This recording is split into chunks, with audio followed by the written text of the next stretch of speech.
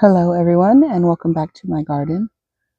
We are going to have a garden tour today and I'm going to go through a bit of the history of the garden, I guess, and talk about how it evolved as I have added to it. We moved into this house in February of 2023 and I distinctly remember saying when we moved in that I don't like plants. I can't keep plants alive. I don't want house plants and I definitely don't want outside plants because it's way too hot for anything out here. And so that was my story and I was sticking to it. And then that summer, we had a volunteer. The previous people who lived here had a tortoise who lived out here, and so they would feed him like watermelons and whatever. So we had a volunteer watermelon plant that grew, and I remember having like 2 or 3 little melons on it, and I was so excited that those melons were growing, and I was like, holy cow, this can grow here. And then my dad's dog ate them before they were ripe, so I was so mad. So that was sort of like the gardening bug bit me. I wanted to see if I could grow something. And then that was in the summer of 2023. And a couple months later, there was a post on our local Buy Nothing Facebook group that someone was getting rid of wooden garden beds. And they had 4 available, I think, but I was like, I only need 2. And then when we got there, we were like, well, 3 will fit in the truck, so let's take 3. We brought those home. And that's where we got this garden bed and that garden bed. And then the other pepper bed that's on the other side. Those are 4 by 6 foot wooden garden beds, 12 inches deep. And I'll see if I can find a picture to put in of what it looked like when they were first there. This whole garden was just bare dirt, basically. Would grow some weeds, but even grass back here never did well. So those 3 garden beds got put where they are at. And if I had to go back and do it again, I would definitely make that walkway better, bigger, but it is what it is, and it's worked out nicely. So currently growing in those garden beds, we have the jalapeno plants that we've seen many times, and they don't look very happy. I have probably not watered them enough this last week or 2. We'd gotten so much rain earlier in the fall and winter that I kind of wasn't very good about keeping up on a schedule for watering. But these peppers are changing colors, and they're actually really pretty. And when they change colors, it lets me know what variety they are. Because the ones that are turning red, I'm pretty sure are the Zapotec. And then there's some that'll turn like a yellowy orange that are a pumpkin spice. And there's one that's an orange spice. And then there's one that's a lemon spice that'll turn yellow. But the jalapeno plants have a few peppers on there, not a ton. And then we have, of course, the poblano over here that has some decent peppers back on it again. I have the drip irrigation running right now, so they're getting watered. That's down here, hiding in the mulch. So they are getting watered right now. That's a good thing. This was the purple cayenne pepper plant. And there's a few more peppers on here that I could harvest and bring in. But I have several strings of peppers in my kitchen right now drying out, so I'm not really pressed to save that plant much longer. And then behind there, this was our, Hungarian heart tomato. And that wasn't ever doing very well. But I've been letting it grow just to see how it would grow. And it's actually not doing terrible. The last few weeks, it's put on a bunch of new growth. And this other wooden bed over here has these peppers at the back. These were the yellow Wonder Bell. And then the shishito that is definitely going to be grown differently next year, because that's not a good spot for it. And then the blot has a couple of peppers on the underside right there. And then the rest of that bed is brassicas. And my Romanesco cauliflower are finally putting on some cauliflower. This one's starting to look like it might go to flower instead of actually producing, but the one in the middle gets a little more shade and looks better. So fingers crossed for that to do well. Should only be a few more weeks, I think. And then we'll walk over there and look at that bed in a minute. But to continue the history, so winter of 2023, We put in those 3 beds, and goodness, I don't remember what I planted first. I had a few pots. I planted an asparagus in 3 pots, which is now growing here behind me. That came later. And then I had 1 pot where I planted an artichoke seed, just 1 single artichoke seed in January of 2024. And that grew that spring. And then it split that next year, and I planted it over next to the pool, and now it's massive. And that was these pots. These are from Home Depot. I don't remember what size they are because I bought them 2 years ago. And then I had some 5-gallon buckets that I tried to put broccoli in, but in January it's a little late to start planting broccoli here. So I got a couple little tiny broccoli heads. And then that spring, I started my first seeds myself, and then I also bought some plants. And I grew in those 3 beds, and it was great. And then I decided I wanted more space. So these spaces behind me that has this one, and then right here where we just harvested potatoes from. These spaces back here, which is the big asparagus mess, and then the little where these bricks are. They go like this, and then there's another set under that tree. And then the one out on this side sticks out a little further. There were 2 more orange trees in each of these spots, but they had never produced. So my dad gave me the go-ahead to rip out that one and that one. And we mixed in some amendments, and I put flowers or something over here. But I had my sunflowers back along the wall, and they all got tall and glorious up there. I loved it. So that was my next gardening addition. And then, let's see, September 2024, I decided I needed more space again. So I bought that metal bed and that metal bed. They were,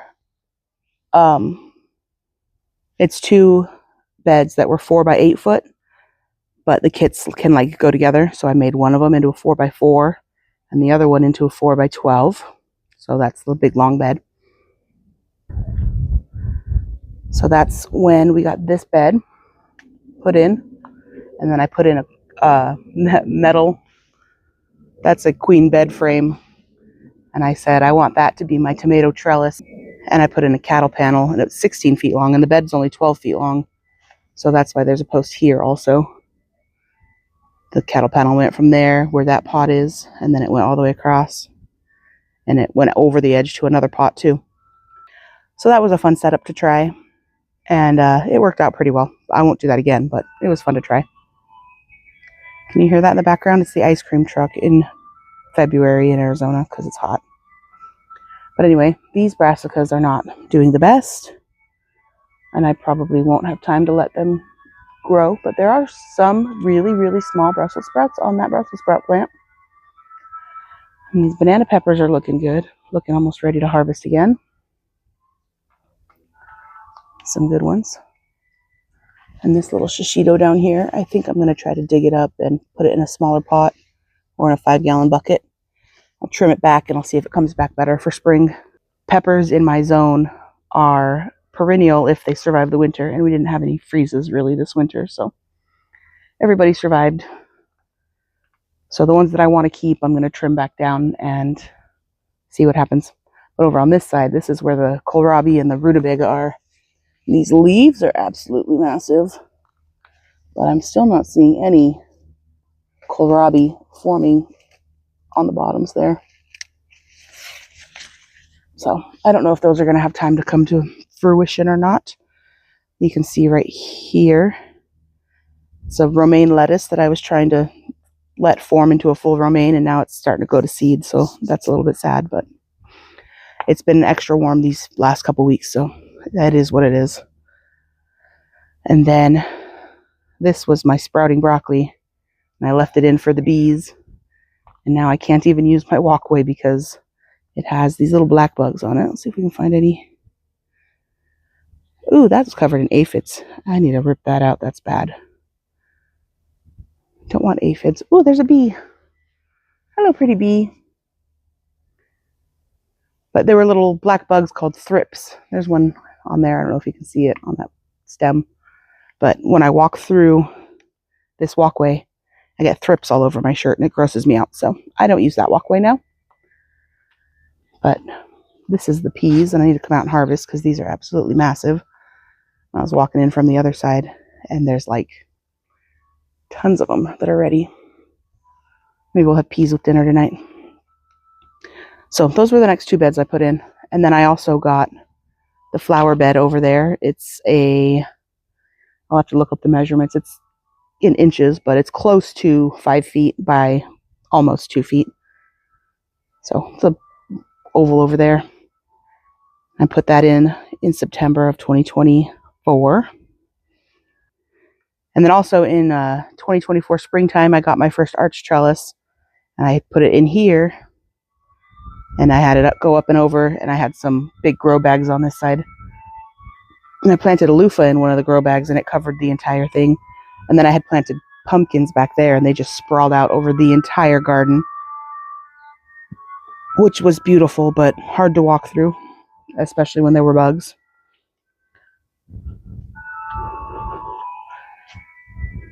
So, what year are we into now? 2025, because I put these in fall of 24. And I got it prepped, and I didn't really plant anything in here. I don't remember, actually. I'll put pictures if I can find what I planted in here. But then in spring of 2025, I planted heavily peppers. Probably, I think I had 50 pepper plants total between this bed and then those ones. So there was a lot of pepper plants in here. And then the tomatoes were on the tomato wall. And this bed did well up until it started getting really hot. What I didn't think about while I was putting it in, because I put it in September when the house here shaded this side in the evening. In the summer, when the sun comes up higher, this whole corridor doesn't get any shade until maybe 6:30, 7 p.m. So this whole bed was completely blasted by that sun. So even with shade cloths above it, there was nothing protecting it from that side. And I learned a lesson on that one. So a lot of my pepper plants died. So these 2 pepper plants that are still in here survived the summer. And then I moved the 3 that are in the wooden bed over here from this bed, and they survived. And then there was another couple that I tried moving into that bed, but they were too far gone and they died. So I will not make the same mistake next year. I will have better shade.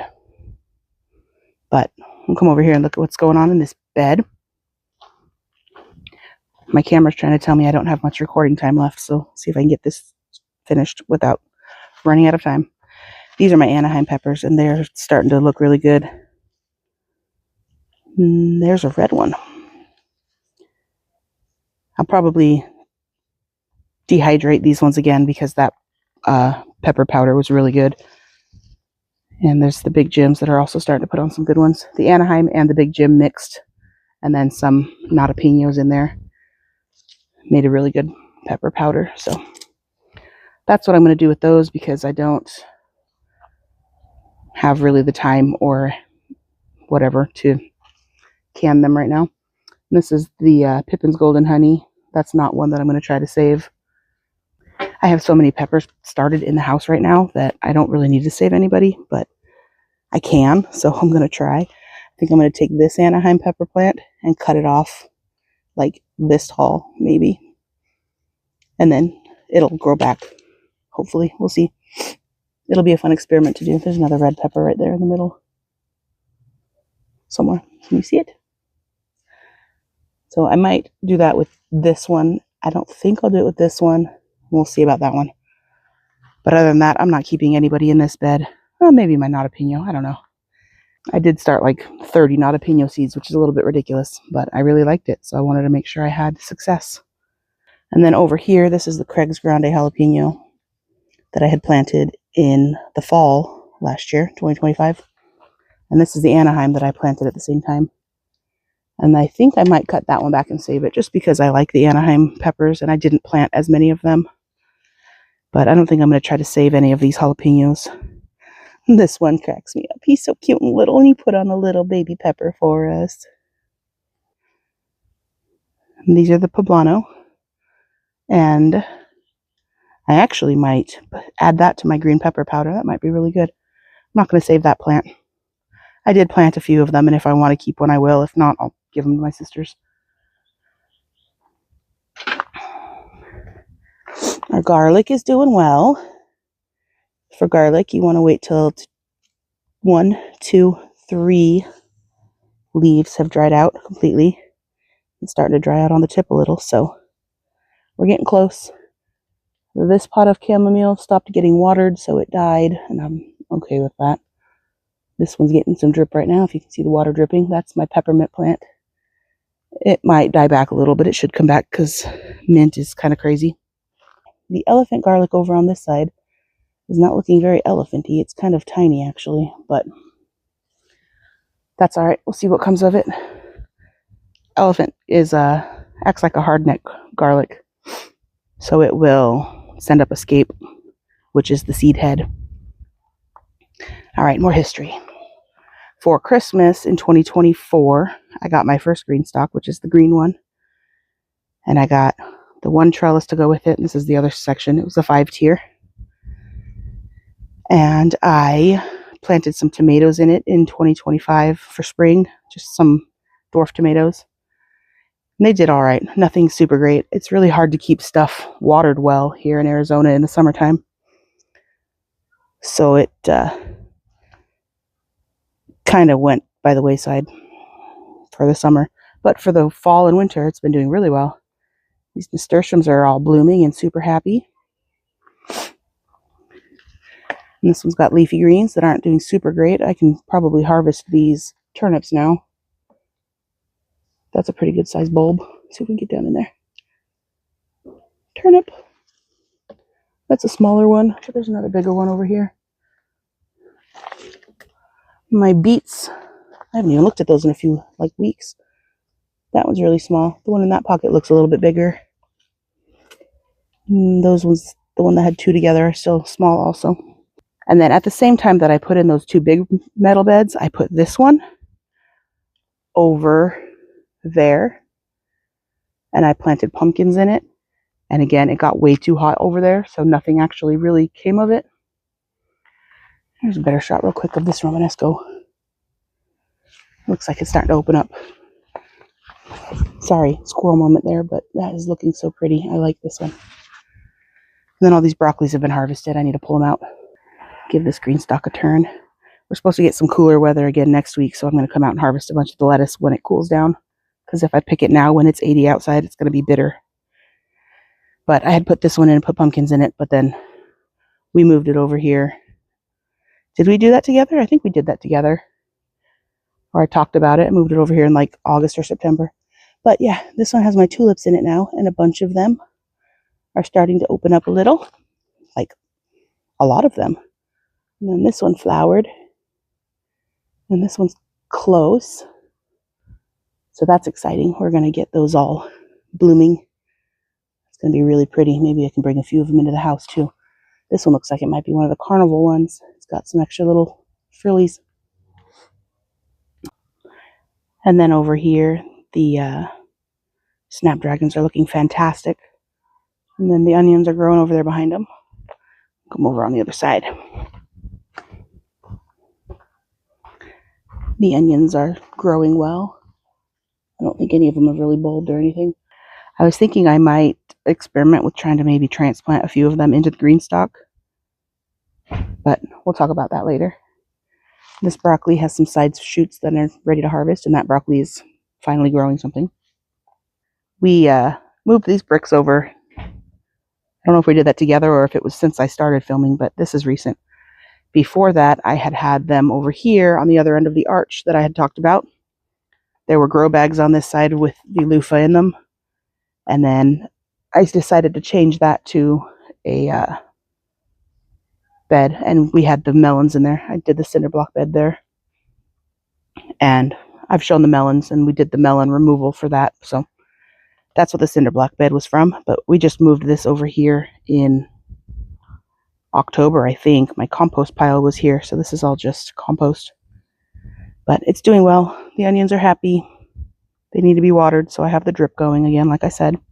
When I put in these beds, I wanted there to be an arch here, but I didn't want to buy another bed.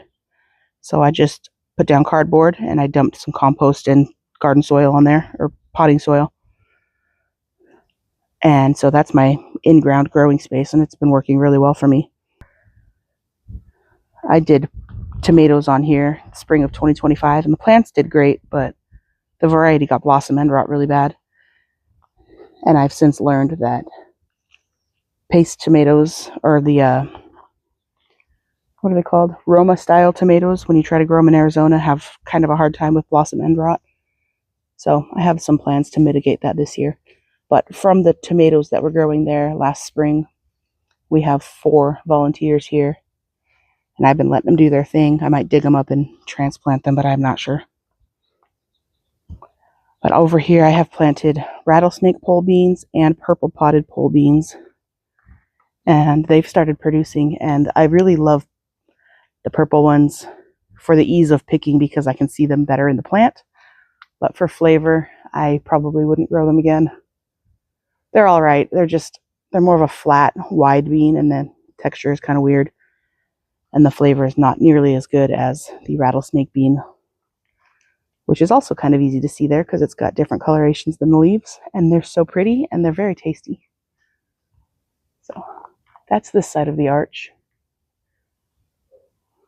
Those green beans that we planted as an experiment, because if it didn't get cold, which it didn't, they would do well, which they are. So we love that. There's one that's ready to pick. I'll eat these raw. They're really good. I'll stick that in my pocket for a snack. But yeah. So since this is here and I don't want to get bugs on me, and then these, I've been getting also caterpillars on me as I walk past. So we'll come around this way.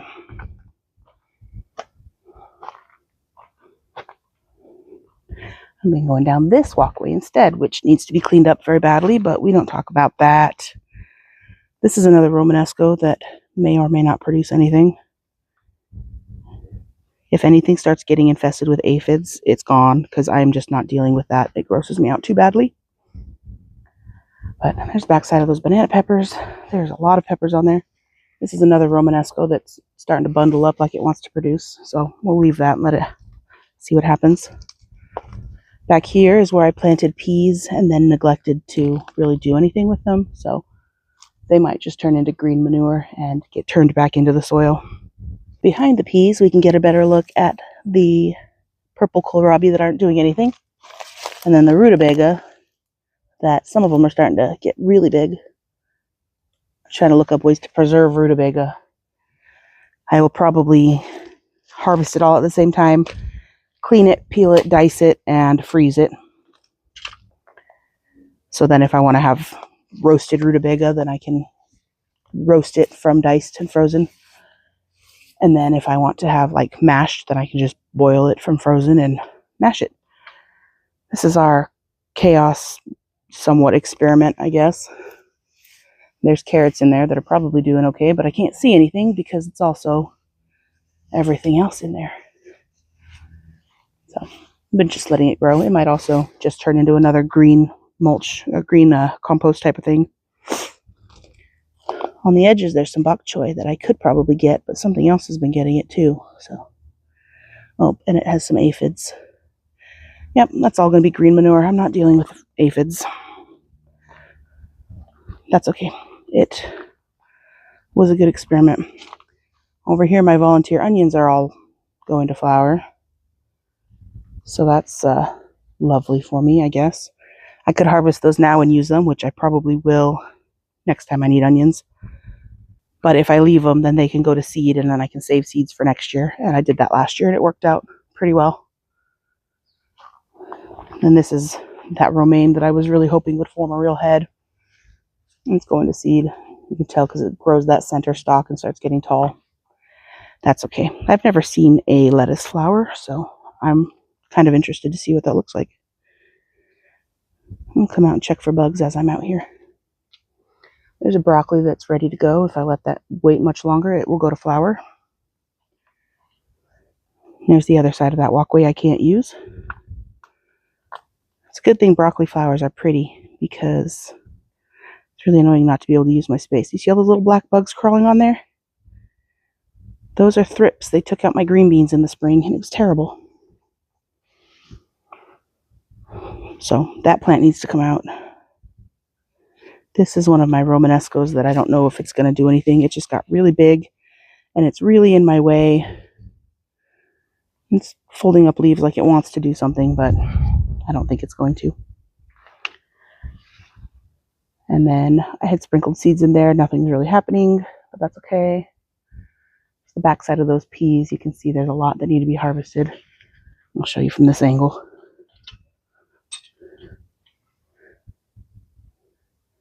There are lots and lots of peas on there, and that makes me very happy.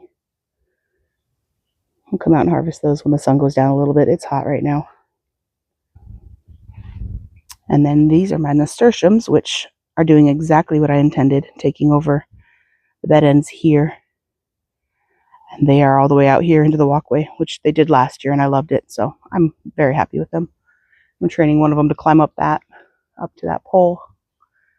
And this one over here that's opening up and flowering a whole bunch climbed up the trellis that was intended for the sweet pea flowers. But the sweet pea flowers are being slackers, so sorry, sweet peas, nasturtiums took your spot.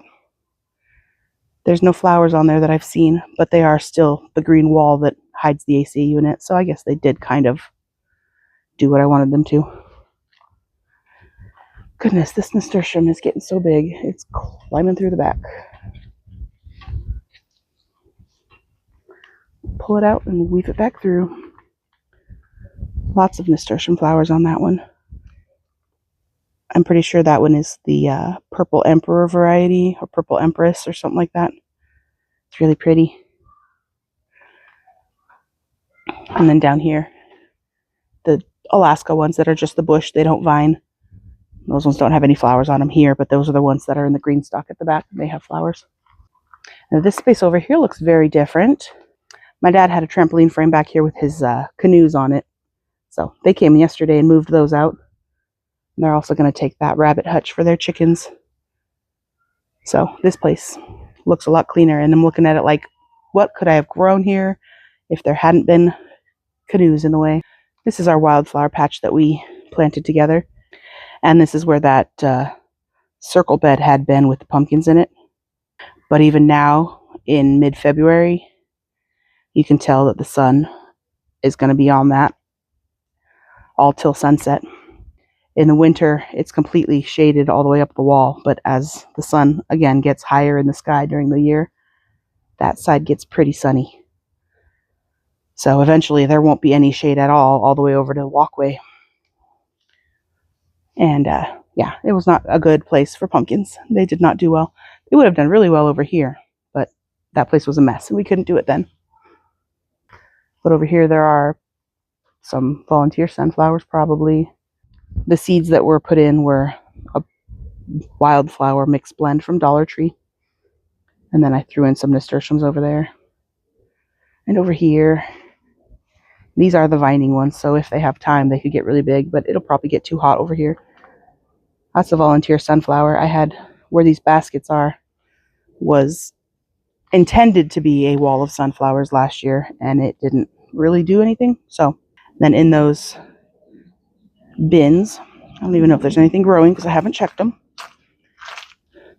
I had planted some giant kohlrabi. That one came up, but it doesn't look like most of them wanted to do much of anything, and they're not going to come to anything. I'll try to grow those again in the fall when it cools down. And then I have these two herbs that I need to plant into the pot. And this one had our Jerusalem artichoke in it. So that is what the garden is looking like today, and a little bit of the history of it. It is the beginning of the second week of February here in Zone 9B, Mesa, Arizona garden. And it's going to look very, very different this spring. And that reason is that we are moving the garden out here into this space. And we will bring you along for the entire transition from the old garden to the new one. Thanks for watching, and I hope you're as excited as I am. Bye.